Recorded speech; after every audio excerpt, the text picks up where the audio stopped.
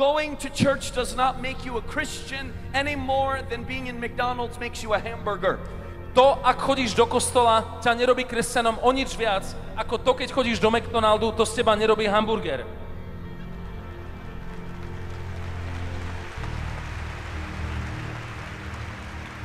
It's not good enough that your parents went to church. Vôbec nestačí to, že tvoji rodičia chodievali do It's kostola. not good enough that you were baptized as a child.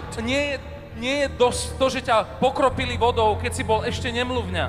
You could be the pastor of the church and still be on your way to hell. Mohol by si byť dokonca aj kazateľ a byť stále na ceste do You pekla. could have a choir robe on and still go to hell. Mohol by si mať ešte aj bielu róbu z choru a stále byť na ceste do pekla. You could be baptized and still be on your way to hell tonight. Mohol by si byť aj pokrstený a stále byť na ceste do pekla. Because none of those things have the power to save you. Pretože niektorá z týchto vecí, čo som vymenoval, nemajú moc ťa zachrániť. There is only one thing that can save you. Existuje iba jedno, čo ťa môže And it zachrániť. is the blood of Jesus A Christ. to je moc krvi Pána Ježiša Krista.